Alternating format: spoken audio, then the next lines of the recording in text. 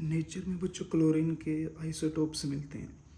कुछ का atomic mass about 35 होता है और कुछ का 37, बट यहाँ हमसे एवरेज एटॉमिक मास पूछा गया है।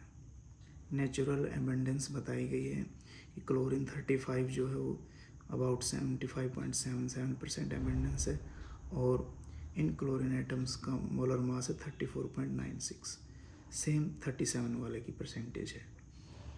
मतलब ये कि हम जो एटॉमिक मास कंसिडर करते हैं वो एवरेज होता है, किसी एक एटम का मास नहीं होता, वो एवरेज एटॉमिक मास होता है। तो इस तरह से अब हम क्लोरीन एलिमेंट के एक एटम का एवरेज एटॉमिक मास कैलकुलेट करेंगे according to given percentage of natural abundance and molar mass.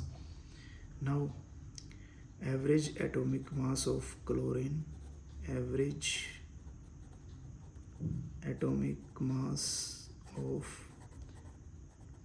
chlorine is equal to, इसको आप ऐसे समझे, सपोज हमारे पास, मैं इसको इंटीग्रल वैल्यू में समझा रहा हूँ आपको। सपोज यहाँ 76 होता और यहाँ 24, उसका मतलब था कि अगर हमारे पास 100 एटम्स मिल रहे हैं हमें क्लोरीन के, 76 एटम्स के क्लोरीन जो है उनका मास, ईच एटम का मास है 34.9689, और जो हमें लगभग 24 एटम्स मिले हैं उनके ईच एटम का मोलर मास है 36.96, बट वो 100 के अकॉर्डिंग था तो हमें एक के अकॉर्डिंग निकालना है।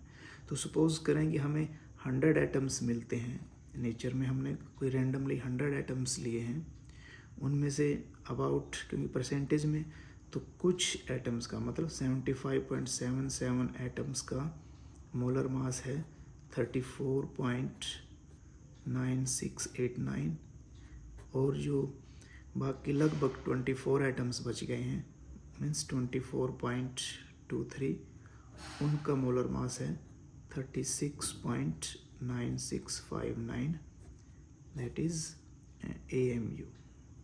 ठीक, तो इनको हम कैलकुलेट करेंगे। टोटल हमने 100 कंसिडर किए क्योंकि एवरेज निकालनी हमने 100 लेकर चले। 100 इसलिए लिए क्योंकि परसेंटेज गिवन है, तो ईजिली हम उन परसेंटेज को एटम्स के इक्वल मान सकते हैं, नंबर ऑफ एटम्स के इक्वल।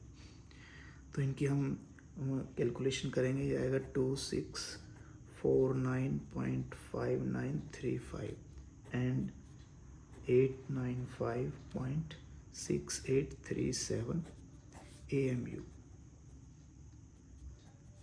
ऐड अप करेंगे इनको, वी गेट 3545.2772 100।